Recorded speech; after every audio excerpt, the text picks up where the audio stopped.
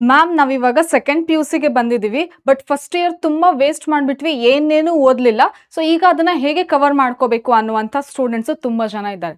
And I don't want you to tell these lines again in 2027 when you enter into second year. So ನೀವು ಈ lines ನ repeat ಮಾಡುವಂಥದ್ದು ಅವಶ್ಯಕತೆ ಇಲ್ಲ. ಯಾಕಂದ್ರೆ ನೀವು ಈಗ ಕರೆಕ್ಟ್ ಆಗಿ ಪ್ಲಾನ್ ಇಟ್ಕೊಂಡು ಸ್ಟ್ರಾಟಜಿ ನೋಡ್ಕೊಂಡು ನಾನು ಹೇಳೋದನ್ನ ಫಾಲೋ ಮಾಡಿಕೊಂಡು ನೀವೇನಾದ್ರೂ ಈ ಇಯರ್ನ ಯುಟಿಲೈಸ್ ಮಾಡ್ಕೊಂಡಿದ್ದೀರಾ ಅಂತ ಅಂದ್ರೆ ಸೆಕೆಂಡ್ ಇಯರ್ ಬರೋಷ್ಟೊತ್ತಿಗೆ ನಿಮಗೆ ಫಸ್ಟ್ ಇಯರ್ದು ಫುಲ್ ಫೌಂಡೇಶನ್ ಫುಲ್ ಗ್ರಿಪ್ ನಿಮಗೆ ಕರೆಕ್ಟ್ ಆಗಿ ಹೋಲ್ಡ್ ಸಿಕ್ಕಿರುತ್ತೆ ಮಕ್ಕಳೇ. ಬಿಕಾಸ್ ಫಸ್ಟ್ ಇಯರ್ ಅಲ್ಲಿ ಇರುವಂತಹ ಚಾಪ್ಟರ್ಸ್ ಎಲ್ಲದನ್ನು ಕೂಡ it's like foundation for second year and it is also very important for all the competitive and board exams. So ಮಕ್ಕಳೇ, ಹೇಗೆ ನಿಮ್ಮ ಅಪ್ರೋಚ್ ಇರಬೇಕು, ನೀವು ಹೇಗೆ ಪ್ರಿಪೇರ್ ಆಗಬೇಕು ಫಸ್ಟ್ ಇಯರ್ದು and first year syllabus complete ಆಗಿ ಹೇಗೆ ನೀವು ಚೆನ್ನಾಗಿ ಕವರ್ ಮಾಡಬೇಕು, ಯಾವುದನ್ನು ಕೂಡ ಬ್ಯಾಕ್ಲಾಗ್ ಇಟ್ಕೊಳ್ದಂಗೆ ಅಂತ ಅಂದ್ರೆ ಈ ಚಾಪ್ಟರ್ ನನಗೆ ಅರ್ಥ ಆಗಿಲ್ಲ, ಈ ಚಾಪ್ಟರ್ನ ಹಾಗೇನೆ ಉಳಿಸ್ಕೋತೀನಿ ಅನ್ನೋದು ರೀತಿ ಆಗ್ಲಾರ್ದಂಗೆನೆ ಹೇಗೆ ಎಲ್ಲದನ್ನು ಮ್ಯಾನೇಜ್ ಮಾಡ್ಕೊಂಡು ಹೋಗಬೇಕು, ಬೋರ್ಡ್ ಜೊತೆಗೆ KCT ಹೇಗೆ ಪ್ರಿಪೇರ್ ಆಗಬೇಕು ಅನ್ನೋದನ್ನ ಈ ವಿಡಿಯೋದಲ್ಲಿ ಹೇಳ್ತೀನಿ ಮಕ್ಕಳೇ. ಸೊ ಕೊನೆ ತನಕನೂ ಕೇಳಿಸ್ಕೊಳ್ಳಿ. ಕೊನೆಗೆ ನಾನು ನನ್ನ ಪರ್ಸನಲ್ ಟಿಪ್ನು ಕೂಡ ಶೇರ್ ಮಾಡ್ತೀನಿ. So don't miss that. So welcome to PW Kannada PW KCT. ನಾನು ನಿಮ್ಮ biology educator Rachana. You can call me Rachana ma'am, miss or just call me ಅಕ್ಕ. ಮಕ್ಕಳೇ, ಈ ವಿಡಿಯೋದಲ್ಲಿ ನಾನು ಹೇಳಿರೋ ಹಾಗೇನೆ ಏನಂತ ಅಂದ್ರೆ ರೋಡ್ ಮ್ಯಾಪ್ನ ಎಕ್ಸ್ಪ್ಲೇನ್ ಮಾಡ್ತೀನಿ. ಹೇಗೆ ನಿಮ್ಮ ಅಪ್ರೋಚ್ ಇರಬೇಕು ಈ ಫಸ್ಟ್ ಇಯರ್ ಕಂಪ್ಲೀಟ್ ಆಗಿ ಯುಟಿಲೈಸ್ ಚೆನ್ನಾಗಿ ಮಾಡ್ಕೊಳ್ಳಿಕ್ಕೆ ಅಂತ. ಸೊ ಯಾಕೆ ಇಷ್ಟು ಒತ್ತಿ ಹೇಳ್ತಾ ಇದ್ದೀನಿ ಯುಟಿಲೈಸ್ ಮಾಡ್ಕೋಬೇಕು, ಚೆನ್ನಾಗಿ ಯೂಸ್ ಮಾಡ್ಕೋಬೇಕು ಅಂತ. ಸೊ ಈಗ ತಾನೇ ನೀವು 10th ಮುಗಿಸ್ಕೊಂಡು ಎಲ್ಲಿಗೆ ಬಂದಿರ್ತೀರಾ, ಫಸ್ಟ್ ಇಯರ್ಗೆ ಬಂದಿರ್ತೀರಾ. ಸೊ ನಿಮಗೆ ಹೇಗೆ ಅನ್ಸುತ್ತೆ ಅಂದ್ರೆ it's like a big transition. ಹೇಗೆ ಬಿಗ್ ಟ್ರಾನ್ಸಿಷನ್ ಅಂತ ಅಂದ್ರೆ 2ರಿಂದ 3 ಚಾಪ್ಟರ್ ಏನೋ ಬಯಾಲಜಿಯಲ್ಲಿ ಓದ್ತಾ ಇದ್ರಿ, 4-5 ಚಾಪ್ಟರ್ 3-4 ಚಾಪ್ಟರ್ ಓದ್ತಾ ಇದ್ರಿ. ಸೊ ಒಂದೇ ಸರಿಗೆ ನಿಮಗೆ ಇಲ್ಲಿ 2 ಬುಕ್ ಇದೆ ಕಂಪ್ಲೀಟ್ ಆಗಿ. ಬಯಾಲಜಿಗೆನೆ ಕಂಪ್ಲೀಟ್ ಆಗಿ 2 ಬುಕ್ ಇದೆ. ಹೇಗಪ್ಪ ಕವರ್ ಮಾಡೋದು ಅನ್ನುವಂಥದ್ದು ನಿಮಗೆ ಒಂದು ಗೊಂದಲ ಇರುತ್ತೆ. ಅದು ಅಲ್ಲದೆ ಇನ್ನೊಂದೇನಂತ ಅಂದ್ರೆ ಎಲ್ಲ ಸಬ್ಜೆಕ್ಟ್ ಅಲ್ಲೂ ಕೂಡ ಏನಾಗಿದೆ ನಿಮಗೆ ಇನ್ಕ್ರೀಸ್ ಆಗಿರುತ್ತೆ ಸಿಲೆಬಸ್. ಸೊ ಎಲ್ಲ ಒಂದೇ ಸರಿ ಒಟ್ಟಿಗೆ ಬಂದ್ಬಿಡುತ್ತೆ. ಸ್ಕೂಲಿಂದ ಕಾಲೇಜಿಗೆ ಹೆಜ್ಜೆ ಇಡ್ತಾ ಇದ್ದೀರಾ. ಸೊ ಇಲ್ಲಿ ಟ್ರಾನ್ಸಿಷನ್ ಜಂಪ್ ಮಾಡಬಾರ್ದು. ನೀವೇನ್ ಮಾಡ್ಬೇಕು ಅಂದ್ರೆ ಬ್ರಿಡ್ಜ್ ಹಾಕೊಂಡು ಇಲ್ಲಿಂದ ಇಲ್ಲಿಗೆ ಹೋಗ್ಬೇಕು. Means not this, like this. So 10th ಇಂದ PUC ಗೆ ಬಂದಿದ್ದೀರಾ ಅಂತಂದ್ರೆ ನೀವು ಬ್ರಿಡ್ಜ್ ಹಾಕೊಂಡು ಅದ್ರ ಮೇಲೆ ನಡ್ಕೊಂಡು ಹೋಗ್ಬೇಕು. ಓಕೆನಾ? ಟಂಗ್ ಅಂತ ಜಂಪ್ ಮಾಡಿದ್ರೆ ಏನಾಗುತ್ತೆ ಅಂದ್ರೆ ಕೆಳಗೆ ಬೀಳೋ ಅಂತ ಚಾನ್ಸಸ್ ಇರುತ್ತೆ. ಅಂದ್ರೆ ಏನರ್ಥ? ಮೀನ್ಸ್ ಫೌಂಡೇಶನ್ ಇರಬೇಕು, ಪ್ಲಾನ್ ಇರಬೇಕು. ಓಕೆ, ಸೊ ಹೇಗೆ ಓದಬೇಕು ಅನ್ನೋದು ಗೈಡೆನ್ಸ್ ಇರಬೇಕು, ಗೊತ್ತಿರಬೇಕು. ಅದಿಲ್ಲ ಅಂದ್ರೆ ಏನಾಗುತ್ತೆ ಅಂದ್ರೆ ಯಾವಾಗ ಬೇಕಾದ್ರೂ ಕೆಳಗೆ ಸೊಯ್ ಟಪಕ್ ಅಂತ ಬೀಳುವಂತ ಚಾನ್ಸಸ್ ಇರುತ್ತೆ.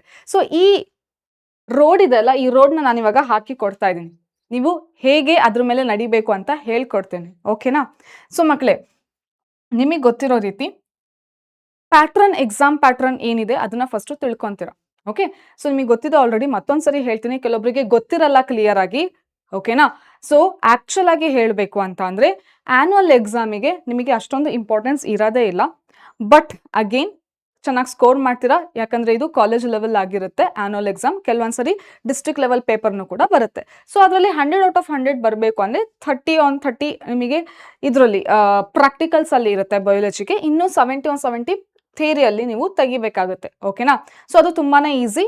ಹೇಗೆ ಅಂತಾನು ಕೂಡ ಈಗ ಹೇಳ್ತೀನಿ. ದೆನ್ KCT ಎಕ್ಸಾಮಿಗೆ ಬಂದು ನಿಮ್ಮ ಮೇನ್ ಗೋಲ್ ಏನಾಗಿರ್ಬೇಕು, KCT ಎಕ್ಸಾಮ್ ಇಂದು. ಓಕೆ, ಸೊ ಯಾಕೆ ಅಂತಂದ್ರೆ ಇದು ಕರ್ನಾಟಕದಲ್ಲಿ ಇರುವಂತಹ ಸ್ಟೂಡೆಂಟ್ಸ್ ಜೊತೆಗೆ ನೀವು ಕಾಂಪಿಟೇಟ್ ಮಾಡ್ತಾ ಇರ್ತೀರಾ ಅಂಡ್ ನೆಗೆಟಿವ್ ಮಾರ್ಕ್ಸ್ ಇರೋದಿಲ್ಲ. ಬಯಾಲಜಿಗೆ 60 ಕ್ವೆಶನ್ಸ್ 60 ಮಾರ್ಕ್ಸ್ ಇರುತ್ತೆ. ಈಸಿಯಾಗಿ ನೀವು ಸ್ಕೋರ್ ಮಾಡ್ಬೋದು. ಸ್ಕೋರ್ ಮಾಡಿಕೊಂಡು ಒಳ್ಳೆ ಕಾಲೇಜಸ್ಗೆ ಅಡ್ಮಿಷನ್ ಆಗಬಹುದು. ಓಕೆನಾ? ಸೊ ನಿಮ್ಮ ಅಲ್ಟಿಮೇಟ್ ಗೋಲ್ ಏನಾಗಿರುತ್ತೆ ಅಂತಂದ್ರೆ ಒಳ್ಳೆ ಗವರ್ಮೆಂಟ್ ಕಾಲೇಜ್ಗಳಿಗೆ, ನಿಮ್ಮ ಅನ್ಕೊಂಡಿರುವಂತಹ ಕೋರ್ಸ್ಗಳಿಗೆ ಅಡ್ಮಿಷನ್ ಆಗುವಂಥದ್ದು ನಿಮ್ಮ ಮೇನ್ ಗೋಲ್ ಇರುತ್ತೆ. ಹೌದಾ? ಸೊ ಅದಕ್ಕೋಸ್ಕರ ನೀವು ಇವಾಗ 2 ವರ್ಷ ಪ್ರಿಪೇರ್ ಆಗ್ತಿರ್ತೀರಾ, ರೈಟ್? ಸೊ ಈಗ ಇದರಲ್ಲಿ 60 ಬಯಾಲಜಿ ಕ್ವೆಶನ್ಸ್ ಅಲ್ಲಿ ಏನಾಗುತ್ತೆ ಅಂದ್ರೆ 20 to 22 questions first year syllabus ಇಂದ ಬರುತ್ತೆ. ಇನ್ನು ಮಿಕ್ಕಿರೋದು ಸೆಕೆಂಡ್ ಇಯರ್ ಸಿಲೆಬಸ್ ಇಂದ ಬರುತ್ತೆ. ಓಕೆನಾ? ಹಾಗೆ ನೀಟ್ ಎಕ್ಸಾಮಿಗೆ ಬಂದ್ರೆ ಟೋಟಲ್ ಆಗಿ 360 ಮಾರ್ಕ್ಸ್ ಇರುತ್ತೆ ಮಕ್ಕಳೇ ಬಯಾಲಜಿಯಲ್ಲಿ. ಇದ್ರಲ್ಲಿ ಏನಾಗುತ್ತೆ ಅಂತಂದ್ರೆ ಅರ್ಧಕ್ಕರ್ಧ ಕ್ವೆಶನ್ಸ್ ಫಸ್ಟ್ ಇಯರ್ ಸಿಲೆಬಸ್ ಇಂದಾನೆ ಬರುತ್ತೆ. ಸೊ ನಿಮಗೆ ಗೊತ್ತಾಗ್ತಾ ಇದೆ ಫಸ್ಟ್ ಇಯರ್ ಸಿಲೆಬಸ್ ಎಷ್ಟು ಇಂಪಾರ್ಟೆಂಟ್ ಅಂತ. ಅಂಡ್ ಸೆಕೆಂಡ್ ಇಯರ್ ಅಲ್ಲಿ ಕಾನ್ಸೆಪ್ಟ್ಸ್ ಅರ್ಥ ಆಗ್ಬೇಕು ಅಂತ ಅಂದ್ರೆ first year syllabus, first year ಕಾನ್ಸೆಪ್ಟ್ಸ್ಗಳು, ಚಾಪ್ಟರ್ಸ್ಗಳು ತುಂಬ ಕ್ಲಿಯರ್ ಆಗಿ ನಿಮಗೆ ಅರ್ಥ ಆಗಿರಬೇಕು. It is like foundation of the building. ಒಂದು ಬಿಲ್ಡಿಂಗ್ ಕಟ್ಟಬೇಕಾದ್ರೆ ಹೇಗೆ ಫೌಂಡೇಶನ್ ಚೆನ್ನಾಗಿ ಗಟ್ಟಿಯಾಗಿ ಇರುತ್ತೋ ಅದೇ ರೀತಿ ಬಿಲ್ಡಿಂಗ್ನು ಕೂಡ ಚೆನ್ನಾಗಿ ನಿಂತ್ಕೊಳ್ಳುತ್ತೆ. So it is like that only, same scenario, same thing. Okay, so first year concepts ನೀವು ಕ್ಲಿಯರ್ ಆಗಿ ಅರ್ಥ ಮಾಡ್ಕೋಬೇಕಾಗತ್ತೆ. ಸೊ ಕ್ಲಿಯರ್ ಆಗಿ ಅರ್ಥ ಮಾಡ್ಕೊಳ್ಳೋದು ಅಂದ್ರೆ ಏನು ಮ್ಯಾಮ್, ಅವಾಗಲಿಂದ ಹೇಳ್ತಾ ಇದ್ದೀರಾ ಇದು ಚೆನ್ನಾಗಿ ಅರ್ಥ ಮಾಡ್ಕೋಬೇಕು ಹಾಗೆ ಹೀಗೆ ಅಂತಂದೇಳಿ. ಸೊ ಇದಕ್ಕೆ ನೀವು ಏನ್ ಮಾಡಬೇಕು ಅಂತಂದ್ರೆ, the thing is main for biology ಏನು ಅಂದ್ರೆ NCERT. So NCERT text book ಇದೆಲ್ಲ, ಸೊ ಇಷ್ಟು ಸರಿ ಹೇಳಿದ್ದೀನಿ ಅಂದ್ರೆ ಗೊತ್ತಾಗಿರ್ಬೇಕು ಎಷ್ಟು ಇಂಪಾರ್ಟೆನ್ಸ್ ಅಂತ. ಸೊ NCERT ಟೆಕ್ಸ್ಟ್ ಬುಕ್ ನಿಮಗೆ ultimate, that is the ultimate source. ಏನಕ್ಕೆ? KCT ಪ್ರಿಪ್ರೇಷನ್ ಮತ್ತೆ ಬೋರ್ಡ್ ಎಕ್ಸಾಮ್ ಪ್ರಿಪ್ರೇಷನ್. ಸೊ ಎರಡಕ್ಕೂ ಕೂಡ ಬೇಕಾಗಿರುವಂತದ್ದು ಏನು ಅಂದ್ರೆ KCT. ಒಂದು ಚಾಪ್ಟರ್ ಇವತ್ತು ಕ್ಲಾಸ್ ಅಲ್ಲಿ ಮಾಡಿರ್ತಾರೆ, ಅದಾದ್ಮೇಲೆ ನೀವು NCERT ಲೈನ್ ಟು ಲೈನ್ ಓದ್ತೀರಾ, ಅದಾದ್ಮೇಲೆ ಅರ್ಥ ಮಾಡ್ಕೊಂತೀರಾ. ಸೊ ಅಲ್ಲಿ ಕಾನ್ಸೆಪ್ಟ್ ಹೇಳಿರೋದು ಮತ್ತೆ NCERT ಅಲ್ಲಿ ಲೈನ್ ಟು ಲೈನ್ ಏನಾಗುತ್ತೆ ಎರಡೂ ಕೂಡ ಸಿಂಕ್ ಆಗುತ್ತೆ. ಸೊ ಈ ರೀತಿ ಒಂದು ಕಾನ್ಸೆಪ್ಟ್ ನ ಅರ್ಥ ಮಾಡ್ಕೊಂತೀರಾ. ಬಟ್ ಅದು ಅಪ್ರೋಚ್ ನೀವು ಹೇಗೆ ಇಟ್ಕೋಬೇಕು ಅನ್ನೋದು ಡಿಪೆಂಡ್ ಆಗುತ್ತೆ, whether you are preparing for board exam or for KCT exam ಅಂತ. ಮಕ್ಕಳೇ, ನೀವು ಮೇನ್ ಆಗಿ ಬೇಕಾಗಿರೋದು ನೋಡಿ, ಕ್ಲಾಸ್ ನೋಟ್ಸಾ ಮತ್ತೆ NCERT ನ ಈ ಟೆಕ್ಸ್ಟ್ ಬುಕ್ ಇದೆಲ್ಲ, ಇದು ಅಲ್ಟಿಮೇಟ್. ಓಕೆ, KCT ಆಗಿರ್ಬೋದು ಬೋರ್ಡ್ ಎಕ್ಸಾಮ್ ಆಗಿರ್ಬೋದು ಸೇಮ್ ಸಿಲೆಬಸ್ ಇರುತ್ತೆ. ಸಿಲೆಬಸ್ ಅಲ್ಲಿ ಯಾವುದೇ ರೀತಿ ಚೇಂಜ್ ಇರಲ್ಲ. KCT ಮತ್ತೆ ಬೋರ್ಡ್ ಎಕ್ಸಾಮಿನ ಸಿಲೆಬಸ್ ಸೇಮ್ ಇರುತ್ತೆ for biology. Okay, so same to same ಎಲ್ಲ ಲೈನ್ ಟು ಲೈನ್ ಏನು NCERT ಅಲ್ಲಿ ಇದೆಲ್ಲ ಅದರಿಂದನೇ ಕ್ವೆಶನ್ಸ್ ನ ಫ್ರೇಮ್ ಮಾಡ್ತಾರೆ. ಸೊ ನೆನ್ಪಿಟ್ಕೊಳ್ಳಿ, ತುಂಬಾ ಮಕ್ಕಳಿಗೆ ಗೊತ್ತಿರಲ್ಲ, ನಾನು ಅದಕ್ಕೆ ಹೇಳ್ತಾ ಇದ್ದೀನಿ ಮಕ್ಕಳೇ. KCT ಎಕ್ಸಾಮಿಗೆ ಹೇಗೆ ಕ್ವೆಶನ್ಸ್ ಫ್ರೇಮ್ ಮಾಡ್ತಾರೆ ಅಂದ್ರೆ everything from NCERT text book. ಅದರಲ್ಲಿ ಇರುವಂತಹ ಪ್ರತಿ ಲೈನು ಕೂಡ ಇಂಪಾರ್ಟೆಂಟ್ ಆಗಿರುತ್ತೆ. ಸೊ ಅದನ್ನ ಅರ್ಥ ಮಾಡ್ಕೋಬೇಕಾಗಿರುತ್ತೆ. ಸೊ ಅದನ್ನ ಅರ್ಥ ಮಾಡ್ಕೊಳ್ಳಿಕ್ಕೆ ಕ್ಲಾಸ್ ಅಲ್ಲಿ ನಾವು ಪಾಠನ ಮಾಡ್ಕೊಡ್ತೇವೆ. ಓಕೆನಾ? ಸೊ ಈಗ ಇದಕ್ಕೆ ನಿಮ್ಮ ಅಪ್ರೋಚ್ ಹೇಗಿರಬೇಕು, ಇದೆರಡನ್ನೂ ಕೂಡ ಬ್ಯಾಲೆನ್ಸ್ ಮಾಡ್ಕೊಂಡು ಹೋಗ್ಬೇಕು ಅಂದ್ರೆ this approach is very very important. ಹೇಗೆ ನೀವು ಸ್ಟಡಿ ಸ್ಟ್ರಾಟಜಿ ಇಟ್ಕೊಂತೀರಾ ಅದು ತುಂಬಾ ಮುಖ್ಯವಾಗಿರುತ್ತೆ to crack to balance these two. ಓಕೆನಾ? ಸೊ ಹೇಗಿರ್ಬೇಕು ಅಪ್ರೋಚ್ ನೋಡಿ ಮಕ್ಕಳೇ. ಸೊ ಇಲ್ಲಿ ಕ್ಲಿಯರ್ ಆಗಿ ಇಲ್ಲಿ ಹೇಳ್ತಾ ಇದ್ದೀನಿ ರೀಡಿಂಗ್ ಅಪ್ರೋಚ್ ಹೇಗಿರಬೇಕು ಅಂತ. ಸೊ ಫಸ್ಟ್ ಥಿಂಗ್, ಬೋರ್ಡ್ಸ್ ಅಂತ ಕನ್ಸಿಡರ್ ಮಾಡಿದ್ರೆ ಕ್ಲಾಸ್ ನೋಟ್ಸ್ ಇರಬೇಕಾ? ಓಕೆ, ಜೊತೆಗೆ NCERT ಓದ್ತೀರಾ. ಸೊ ಕ್ಲಾಸ್ ಅಲ್ಲಿ ಏನೇನು ಹೇಳ್ತಾ ಇರ್ತಾರೆ ಒಂದ್ ಸ್ವಲ್ಪ ಪಾಯಿಂಟ್ಸ್ ಬರ್ಕೊಂತೀರಾ ಮೇನ್ ಆಗಿ. ಸೊ ಅದಾದ್ಮೇಲೆ NCERT ನ ಓದ್ತೀರಾ. ದೆನ್ ಬೋರ್ಡ್ ಎಕ್ಸಾಮಿಗೆ ನಿಮ್ಮ ಪ್ರೆಸೆಂಟೇಷನ್ ಸ್ಕಿಲ್ ಅನ್ನೋದು ತುಂಬಾ ಇಂಪಾರ್ಟೆಂಟ್ ಆಗಿರುತ್ತೆ. It's like an art. ಯಾಕೆ ಅಂತ ಅಂದ್ರೆ 5 ಮಾರ್ಕ್ಸ್ ಕ್ವೆಶನ್ಗೆ ಹೇಗೆ ಬರಿಬೇಕು, 3 ಮಾರ್ಕ್ಸ್ ಕ್ವೆಶನ್ಗೆ ಹೇಗೆ ಬರಿಬೇಕು ಅನ್ನೋದನ್ನ ನೀವು ಪ್ರಾಕ್ಟೀಸ್ ಮಾಡ್ಕೋತೀರಾ. ಹಾಗೆ ಡಯಾಗ್ರಾಮ್ ಕ್ವೆಶನ್ಸ್ ಕೇಳಿದಾಗ ಡಯಾಗ್ರಾಮ್ ನ ಹೇಗೆ ಬರಿಬೇಕು ಅಂತ ಪ್ರಾಕ್ಟೀಸ್ ಮಾಡ್ಕೊಂತೀರಾ ವಿತ್ ಲೇಬಲಿಂಗ್. ಇದು ತುಂಬಾ ಇಂಪಾರ್ಟೆಂಟ್ ಆಗಿರುತ್ತೆ. ಓಕೆನಾ ಮಕ್ಕಳೇ? ಸೊ ನಾನು ಕೊನೆಗೆ ನನ್ನ ಪರ್ಸನಲ್ ಟಿಪ್ ಹೇಳ್ತೀನಿ ಅಂತ ಹೇಳಿದೆ. ಸೊ ವೇಟ್ ಮಾಡಿ ಮಕ್ಕಳೇ. ಸೊ ಇದ್ರ ಜೊತೆಗೆ ನಾನು ಹೇಳ್ತೇನೆ ಹೇಗೆ ಇನ್ನೂ ಚೆನ್ನಾಗಿ ಬೂಸ್ಟ್ ಆಗ್ಬೋದು ಪ್ರಿಪರೇಷನ್ಗೆ ಅಂತ ಹೇಳಿ. ಓಕೆನಾ? ಸೊ ದೆನ್ ಇದಾದ್ಮೇಲೆ KCT ಎಕ್ಸಾಮಿಗೆ. ಓಕೆ, ಸೊ KCT ಎಕ್ಸಾಮಿಗೆ ಕ್ಲಾಸ್ ನೋಟ್ಸ್ NCERT ಬೇಕು. ಜೊತೆಗೆ ನೀವೇನ್ ಮಾಡ್ಬೇಕು ಅಂತಂದ್ರೆ ಮುಂಚೆ ಇಯರ್ ಅಲ್ಲಿ ಕೇಳಿರುವಂತಹ, ಸಪೋಸ್ ಈಗ ನೀವು 2027 ಎಕ್ಸಾಮ್ ಬರೀತಿದ್ದೀರಾ ಅಂತ ಅಂದ್ರೆ 2028 ಅಲ್ಲಿ ಎಕ್ಸಾಮ್ ಬರೀತೀರಾ ಅಂತಂದ್ರೆ 27, 6, 5, 4, 3, 2, 1 2020 ಇದೆಲ್ಲ ಇಯರ್ ಇಂದನೂ ಕೂಡ ನೀವೇನ್ ಮಾಡಬೇಕು, ಕ್ವೆಶನ್ಸ್ ನ ಸಾಲ್ವ್ ಮಾಡಬೇಕು. ಸೊ ಅವಾಗ ಎಕ್ಸಾಮ್ ಅಲ್ಲಿ ಏನ್ ಕೇಳಿದ್ರಲ್ಲ ಕ್ವೆಶನ್ಸ್ ಅದನ್ನ ಸಾಲ್ವ್ ಮಾಡ್ಬೇಕಾಗುತ್ತೆ. ಅದಕ್ಕೆ ನಾವೇನಂತ ಹೇಳ್ತೀವಿ, ಪ್ರೀವಿಯಸ್ ಇಯರ್ ಕ್ವೆಶನ್ಸ್ ಅಂತ ಹೇಳ್ತೀವಿ. ದೆನ್ ಡೈಲಿ ಪ್ರಾಕ್ಟೀಸ್ ಪೇಪರ್, ಇದು ಇಂಪಾರ್ಟೆಂಟ್ ಆಗಿರುತ್ತೆ. ಏನಿದು ಡೈಲಿ ಪ್ರಾಕ್ಟೀಸ್ ಪೇಪರ್ ಅಂತಂದ್ರೆ ಯೂಶಲಿ ನಮ್ಮ ಬ್ಯಾಚ್ ಅಲ್ಲಿ ಜಾಯ್ನ್ ಆಗಿರುವಂತಹ ಮಕ್ಕಳಿಗೆ ಗೊತ್ತಿರುತ್ತೆ. ಸೊ ನಿಮ್ಮ ಸೀನಿಯರ್ಸ್ ಇದಾರಲ್ಲ ಅವರಿಗೆ ಗೊತ್ತಿರುತ್ತೆ ಏನಿದು ಡೈಲಿ ಪ್ರಾಕ್ಟೀಸ್ ಪೇಪರ್ ಅಂತಂದ್ರೆ. ಇವತ್ತು ನಾವು ಒಂದು ಕಾನ್ಸೆಪ್ಟ್ ಮಾಡಿದೀವಿ ಅಂತಂದ್ರೆ ಅದರ ರಿಲೇಟೆಡ್ 10 to 15 ಕ್ವೆಶನ್ಸ್ ನ ಪ್ರೊವೈಡ್ ಮಾಡ್ತೀವಿ KCT based level. Okay, so ಇದರಲ್ಲಿ ಏನಾಗುತ್ತೆ ಅಂತಂದ್ರೆ ಕಂಪ್ಲೀಟ್ ಆಗಿ MCQ ಹೇಗೆ ಅಟೆಂಡ್ ಮಾಡಬೇಕು ಅನ್ನುವಂಥದ್ದು ಐಡಿಯಾ ಕ್ಲಾರಿಟಿ ಸಿಗುತ್ತೆ. ಓಕೆ, ಸೊ ಇದರಲ್ಲಿ ಮೇನ್ ಆಗಿ ಬೇಕಾಗಿರೋದು ಅಂತ ಅಂದ್ರೆ ಮಕ್ಕಳೇ, ಸೊ ಅಕ್ಯುರೇಸಿ ತುಂಬಾ ಇಂಪಾರ್ಟೆಂಟ್. ಸೊ ನೀವು ಅಕ್ಯುರೇಟ್ ಆನ್ಸರ್ ಮಾಡಬೇಕಾಗುತ್ತೆ. ಜೊತೆಗೆ ಟೈಮ್ ಕೂಡ ಮ್ಯಾನೇಜ್ ಮಾಡ್ಕೊಂಡು ಆನ್ಸರ್ ಮಾಡಬೇಕಾಗುತ್ತೆ. ಒಂದು ಕ್ವಶನ್ಗೆ 1 ನಿಮಿಷಕ್ಕಿಂತ ಜಾಸ್ತಿ ತಗೊಂಡ್ರೆ ಮಿಕ್ಕಿರುವಂತ ಕ್ವೆಶನ್ಸ್ ನ ಹೇಗೆ ಅಟೆಂಡ್ ಮಾಡ್ತೀರಾ? ಸೊ ಇದು ಯಾವಾಗ ನಿಮಗೆ ಪ್ರಾಕ್ಟೀಸ್ ಆಗುತ್ತೆ ಅಂತಂದ್ರೆ ಡೈಲಿ ಕ್ವೆಶನ್ಸ್ ನ ಪ್ರಾಕ್ಟೀಸ್ ಮಾಡ್ತಾ ಇದ್ರೆ ಇವಾಗಿಂದಾನೆ ನಿಮಗೆ ಆರಾಮಾಗಿ ಅರ್ಥ ಆಗುತ್ತೆ. ಸೆಕೆಂಡ್ ಇಯರ್ ಬರೋಷ್ಟೊತ್ತಿಗೆ ಪೂರಾ ಕ್ಲಾರಿಟಿ ಇರುತ್ತೆ. ನೀವು ಯಾವ ಕಾನ್ಸೆಪ್ಟ್ ಅಲ್ಲಿ ಎಡವಿಡ್ತಾ ಇದ್ದೀರಾ, ಓಕೆ, ಯಾವ ಕಾನ್ಸೆಪ್ಟ್ ನಿಮಗೆ ಸ್ಟ್ರಾಂಗ್ ಇದೆ, ಯಾವ್ದು ಇನ್ನೂ ಚೆನ್ನಾಗಿ ಪ್ರಾಕ್ಟೀಸ್ ಮಾಡ್ಕೋಬೇಕು, ಯಾವುದು ಕ್ಲಿಯರ್ ಆಗಿ ಈಸಿಯಾಗಿ ನೀರು ಕುಡ್ದಂಗೆ ಕುಡಿತಾ ಇದ್ದೀರಾ ಅಂತ ಹೇಳಿ ಎಲ್ಲ ಕ್ಲಾರಿಟಿ ಸಿಗುತ್ತೆ when you practice questions daily. Okay, then short notes ಮತ್ತೆ ಮೈಂಡ್ ಮ್ಯಾಪ್ಸ್ ಯಾಕೆ ಬೇಕಾಗುತ್ತೆ ಅಂತ ಅಂದ್ರೆ ತುಂಬಾ ಎಕ್ಸಾಂಪಲ್ಸ್ ಇರ್ತವೆ ಬಯಾಲಜಿಯಲ್ಲಿ. ಅದನ್ನ ಎಲ್ಲ ಸಮರೈಸ್ ಮಾಡ್ಕೊಂಡು ಒಂದ್ ಶೀಟ್ ಅಲ್ಲಿ ಬರೋ ರೀತಿ ಇದ್ರೆ ನೀವು ಅದನ್ನ ಅವಾಗವಾಗ ರಿವೈಸ್ ಮಾಡ್ತಿದ್ರೆ ಮರ್ತೋಗಲ್ಲ.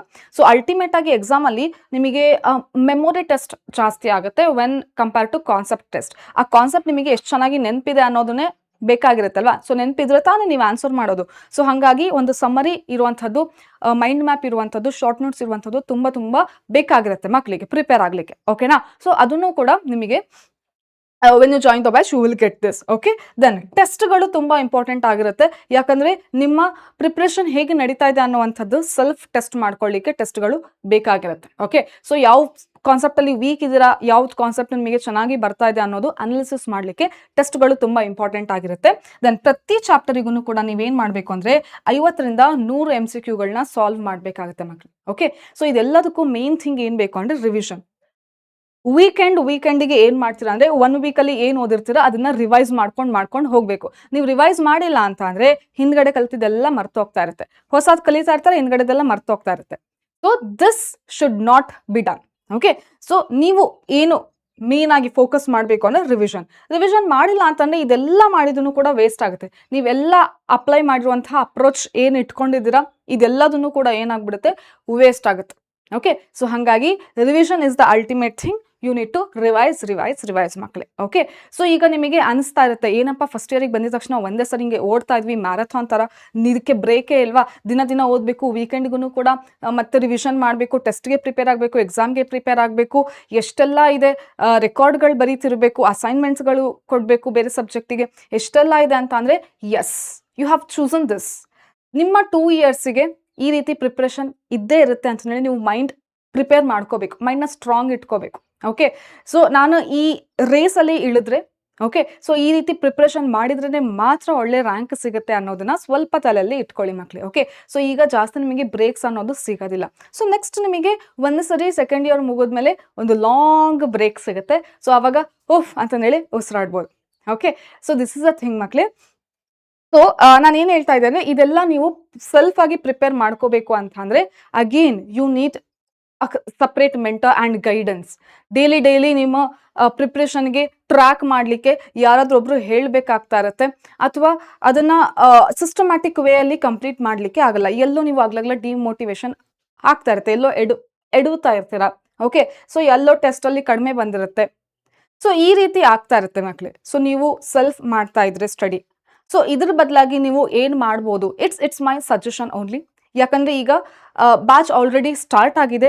ಸೊ ನನ್ನ ಮೇನ್ ಕನ್ಸರ್ನ್ ಏನು ಅಂತಂದ್ರೆ ಯಾವ ಮಕ್ಕಳಿಗೂ ಕೂಡ ಇದ್ರದ್ದು ಅವೇರ್ ಇಲ್ಲ ಅನ್ನೋ ರೀತಿ ಆಗಬಾರ್ದು, ಇದ್ರ ಬಗ್ಗೆ ಗೊತ್ತೇ ಇಲ್ಲ ಅನ್ನೋ ರೀತಿ ಆಗಬಾರ್ದು.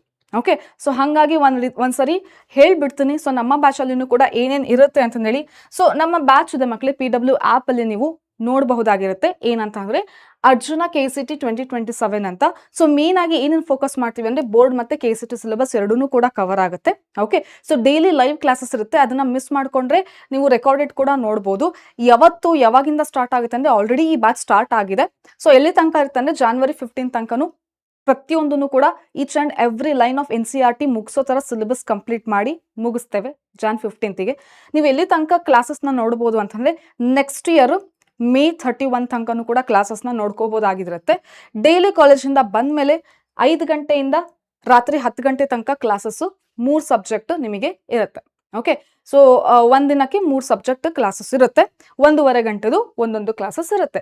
ಸೊ ಇದರಲ್ಲಿ ಕ್ಲಾಸ್ ಆಗಿದ ತಕ್ಷಣನೇ ಬೋರ್ಡಲ್ಲಿ ಬರ್ದಿರುವಂತಹ ನೋಟ್ಸ್ ಇದೆಲ್ಲ, ಅದು ನೀವು ಪಾಯಿಂಟ್ಸ್ ಮಾಡ್ಕೋಬೇಕು ಅನ್ನುವಂಥದ್ದು ಟೆನ್ಷನ್ ಇರಲ್ಲ, ಪ್ರೆಷರ್ ಇರಲ್ಲ. ಕ್ಲಾಸ್ನ ಆರಾಮಾಗಿ ಕೇಳ್ಕೊಂಡು ಆಮೇಲೆ ಆ ನೋಟ್ಸ್ನ ನೀವು ನೋಡ್ಕೋಬಹುದು. ಯಾಕಂದ್ರೆ ಕ್ಲಾಸಲ್ಲಿ ಬರ್ಸಿರೋದಂಥ ನೋಟ್ಸ್ನ ನಾವು PDF ಮಾಡಿಬಿಟ್ಟು ನಿಮಗೆ ಕಳಿಸ್ಕೊಡ್ತೇವೆ. ಜೊತೆಗೆ ಇವತ್ತು ಒಂದು ಕಾನ್ಸೆಪ್ಟ್ ಆಗಿದೆ ಅಂದ್ರೆ ಅದ್ರದ್ದು ಡೈಲಿ ಪ್ರಾಕ್ಟೀಸ್ ಪೇಪರ್ ಇರುತ್ತೆ. ಓಕೆನಾ, ಹಾಗೆ ಟೆಸ್ಟ್ಗಳಿರುತ್ತೆ, ವೀಕ್ಲಿ ಟೆಸ್ಟ್, ಮಂತ್ಲಿ ಟೆಸ್ಟ್, ಅಂದ್ರೆ ಪಾರ್ಟ್ ಟೆಸ್ಟ್, ಫುಲ್ ಟೆಸ್ಟ್ ಅನ್ನೋ ರೀತಿ ವೀಕ್ಲಿ ಮತ್ತೆ ಮಂತ್ಲಿ ಟೆಸ್ಟ್ ಇರುತ್ತೆ. ಓಕೆ, ಅದಾದ್ಮೇಲೆ 24x7 ಡೌಟ್ ಸಾಲ್ವಿಂಗ್ ಇರುತ್ತೆ. ಎಲ್ಲೋ ನೀವು ಕ್ವಶನ್ಗೆ ಅರ್ಥ ಆಗಿಲ್ಲ ಅಂತಂದ್ರೆ ಅದನ್ನ ನೀವು ಆ್ಯಪ್ ಅಲ್ಲಿ ಫೋಟೋ ತೆಗೆದ್ಬಿಟ್ಟು ಹಾಕ್ಬೋದು AI ಗುರು ಫೀಚರ್ ಇಂದ. ಓಕೆನಾ, ಅದೇ ರೀತಿ ಮೇನ್ ಆಗಿ ಇಂಪಾರ್ಟೆಂಟ್ ಆಗಿ ಬೇಕಾಗಿರೋದು KCT ಅಂತಂದ್ರೆ ಶಾರ್ಟ್ ನೋಟ್ಸ್ ಮತ್ತೆ ಮೈಂಡ್ ಮ್ಯಾಪ್ಸ್ ಬೇಕಾಗಿರುತ್ತೆ, ಅದನ್ನು ಕೂಡ ಇರುತ್ತೆ. ಸೊ ಇದೆಲ್ಲದನ್ನು ಮಕ್ಕಳೇ ಆಕ್ಚುಲ್ ಆಗಿ ಪ್ರೈಸ್ ಇದು 6500, ಅದು ಈಗ ಆಫರ್ ಪ್ರೈಸ್ ಅಲ್ಲಿ ಎಷ್ಟಕ್ಕೆ ಸಿಗುತ್ತೆ ಅಂತಂದ್ರೆ 4999 with acute emoji. Okay, so ಯಾಕೆ ಹೇಳ್ತಾ ಇದ್ದೀನಿ ಅಂದ್ರೆ ಈ ಆಫರ್ ಪ್ರೈಸ್ ಏನಾದ್ರು ನೀವು ಮಿಸ್ ಮಾಡ್ಕೊಂಡಿದ್ದೀರಾ ಅಂತಂದ್ರೆ again you need to pay this much of amount and I don't want you to pay this much of amount. Okay, so ತುಂಬಾ ಅಫೋರ್ಡೆಬಲ್ ಪ್ರೈಸ್ ಅಲ್ಲಿ ಎಲ್ಲದನ್ನು ಕೂಡ ಒಂದು ಕಂಪ್ಲೀಟ್ ಆಗಿ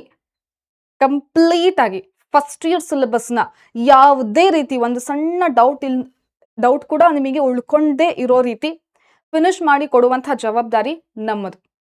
ಸೊ ಹಾಗಾಗಿ ಇಷ್ಟು ಆ ಕಡಿಮೆ ಅಮೌಂಟ್ ಅಲ್ಲಿ ನಿಮಗೆ ಸಿಗ್ತಾ ಇದೆ ಅಂದ್ರೆ you should not miss this opportunity. Okay, so ನನ್ನ ಟೈಮಲ್ಲಿ ಏನಾದರೂ ನನಗೆ ಈ ರೀತಿ ಗೊತ್ತಿದ್ರೆ ನಾನು ಪಕ್ಕ ಜಾಯಿನ್ ಆಗಿಬಿಟ್ಟು ಒಳ್ಳೊಳ್ಳೆ ಏನು ಪೊಸಿಷನ್ಗೆ ಹೋಗಿ ಇರ್ತಿದ್ ನಾನು. ಇದು this also a good position. Still ಅರ್ಥ ಆಗ್ತಿದಲ್ಲ ಮಕ್ಕಳೇ, ನಾನು ಒಂದು ಪರ್ಸನಲ್ ಥಿಂಗ್ ಹೇಳಬೇಕು ಅಂತ ಹೇಳ್ತಾ ಇದ್ದೆ. ಸೊ ಈಗ ನೀವು ಒಂದೇ ಸರಿ 10th ಇಂದ ಫಸ್ಟ್ PUC ಗೆ ಬಂದಿರ್ತೀರಾ. ಕೆಲವೊಂದು ಫಸ್ಟ್ ಟೆಸ್ಟ್ಗಳಲ್ಲಿ ಓಕೆ, ಸೊ ಅಥವಾ ಸೆಕೆಂಡ್ ಒಂದೆರಡು ಮೂರು ಟೆಸ್ಟ್ಗಳಲ್ಲಿ ನಿಮಗೆ ಮಾರ್ಕ್ಸ್ ಸ್ವಲ್ಪ ಕಡಿಮೆ ಬಂದಿರುತ್ತೆ. ಓಕೆ, ಅಥವಾ ನಿಮಗೆ ಏನೋ ಒಂದು ಕಾನ್ಸೆಪ್ಟ್ ಅರ್ಥ ಆಗದೆ ಇರ್ಬೋದು, ತುಂಬ ಡಿಫಿಕಲ್ಟ್ ಬೆಟ್ಟದ ಥರ ಅನಿಸ್ತಿರ್ಬೋದು. ಇದೆಲ್ಲರಿಗೂ ಕೂಡ ಕಾಮನ್. ಓಕೆ, ನಾನು ಕೂಡ ಫಸ್ಟ್ PUC ಗೆ ಬಂದಾಗ ನನಗೂ ಕೂಡ ಇದೇ ರೀತಿ ಆಗ್ತಾ ಇತ್ತು. I used to cry and CRY.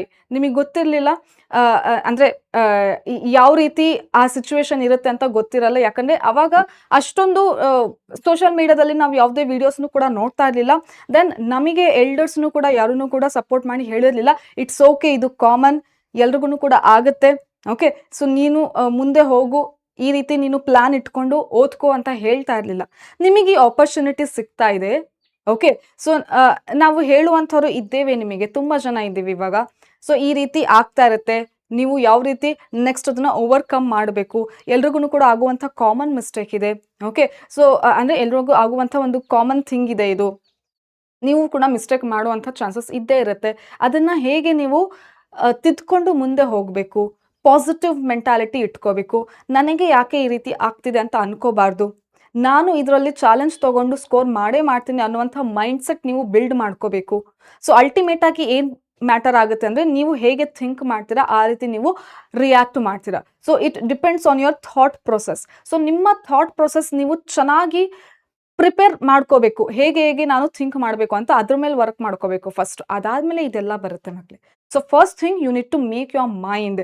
2 ವರ್ಷ ಈ ರೀತಿ ಇರುತ್ತೆ, ನಾನು ಇದಕ್ಕೆ ಚೆನ್ನಾಗಿ ಪ್ರಿಪೇರ್ ಆಗಬೇಕು, ಚೆನ್ನಾಗಿ ನಾನು ಸ್ಕೋರ್ ಮಾಡಬೇಕು. ಈ ಕಾಂಪಿಟೇಷನಲ್ಲಿ ನಾನು ಇಳ್ದಿದ್ದೇನೆ ಅಂತಂದರೆ, ನೀರಲ್ಲಿ ನಾನು ಇಳ್ದಿದ್ದೀನಿ ಅಂತಂದರೆ ಈಜ್ಕೊಂಡೆ ಆಚೆ ಬರ್ತೀನಿ ಅನ್ನುವಂಥ ಮೈಂಡ್ಸೆಟ್ ನೀವು ಬೆಳೆಸ್ಕೋಬೇಕು ಮಕ್ಕಳೇ. Okay, so I used to do that. ಅದಾದಮೇಲೆ ನನಗೆ ಗೊತ್ತಾಯಿತು ಹೇಗೆ ಓವರ್ಕಮ್ ಆಗಬೇಕು ಅಂತ.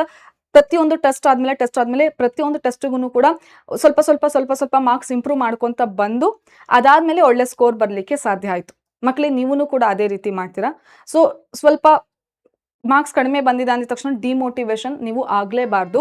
Every failure is your next step for your success. ಓಕೆನಾ? ಸೊ ನೀವು ಒಂದು ಕಡಿಮೆ ಮಾರ್ಕ್ಸ್ ಬಂದಿದೆ ಅಂದ ತಕ್ಷಣ ಅಲ್ಲೇ ಬೇಜಾರಾಗಿ ಕೂರಬಾರ್ದು. ಅದನ್ನು ಒಂದು ಚಾಲೆಂಜಿಂಗ್ ಆಗಿ ತಗೊಂಡು ನೆಕ್ಸ್ಟ್ ಸ್ಟೆಪ್ಪು ಇಟ್ಕೊತಾ ಹೋಗಬೇಕು. ಸೊ ಮಕ್ಕಳೇ, ಇದನ್ನು ನಾನು ಹೇಳಲಿಕ್ಕೆ ಅವಾಗಲೇ ಹೇಳ್ತಾ ಇದ್ದೀನಿ, ಅವಾಗಲೇ ಹೇಳ್ತಾ ಇದ್ನಲ್ಲ, ಒಂದು ಪರ್ಸನಲ್ ಟಿಪ್ನ ಶೇರ್ ಮಾಡಬೇಕು ಅಂದರೆ ಅಂತಂದೇಳಿ. So this is the thing. Okay, then ನಾನು ಒಂದು ಕಡೆ ಬರೆದು ಇಟ್ಕೊತಾ ಇದ್ದೆ, ಏನಂತಂದೇಳಿ, I will score this much, I will do this much in next test ಅಂತಂದೇಳಿ.